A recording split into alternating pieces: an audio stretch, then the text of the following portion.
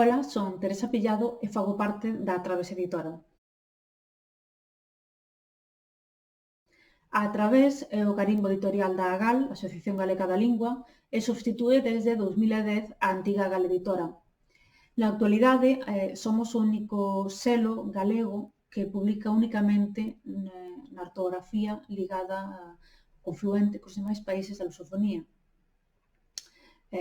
Contamos con 5 coleccións a través das letras, onde publicamos textos literarios, a través da lingua, pensada para ensaios lingüísticos e filolóxicos, a través de Nós, que é unha colección onde se publican textos ligados de alguna maneira coa Galiza, e a través das Ideas, onde se publican ensaios que non teñen a ver nin con temas lingüísticos nin con temas nacionais, e por último, a máis recente colección Alicerces, dirixida por Teresa Moure, onde as autoras publican ensaios divulgativos, breves, pero moi concisos, sobre temas nos quais son especialistas.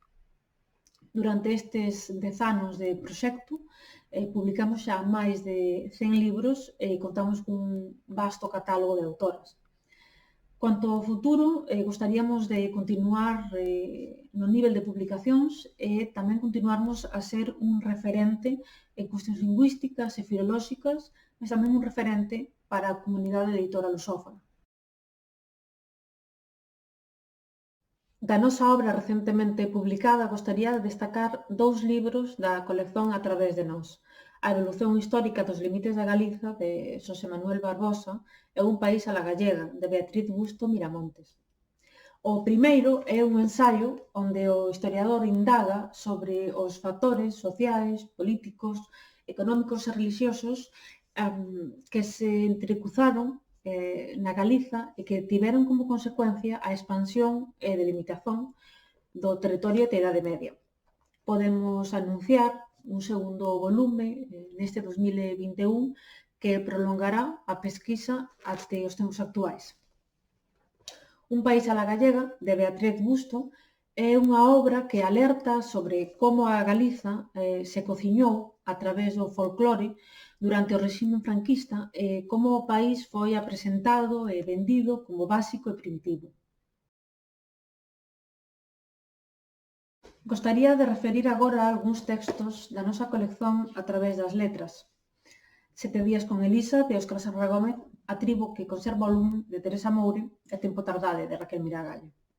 7 días con Elisa é un romance que, aínda que se desenvolve no rural galego, como moitos dos romances da nosa literatura, cualquier outro elemento dificilmente se encontrará noutro texto, xa que as protagonistas, Elisa e Amalia, son 2 mulleres idosas que durante unha semana non paran de viver aventuras totalmente estapafúrdicas.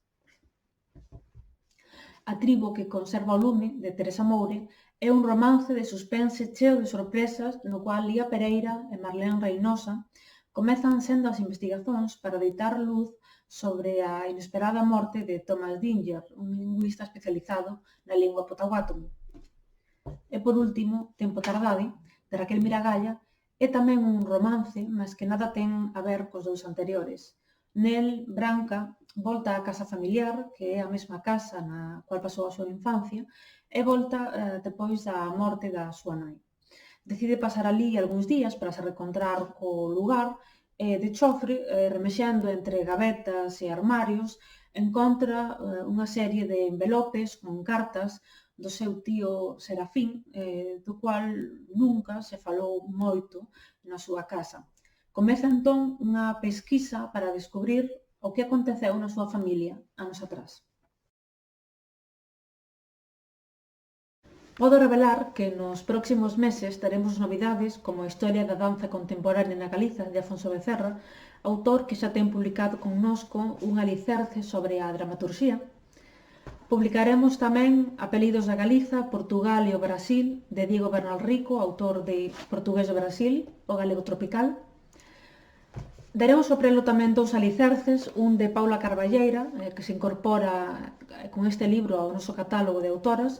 Este alicerce tratará sobre a narrativa oral e, por outra parte, teremos tamén un alicerce de Isabel Rey, autora xa do noso catálogo, que publicou un relato en Abadesa o Idicer. Neste caso, ela publicará sobre a guitarra. Tamén publicaremos un libro de Rebeca Baceiredo sobre filosofía e tecnoloxía. Esta autora xa nos apresentou na outra vez con Animais de estimación e bestas de compañía.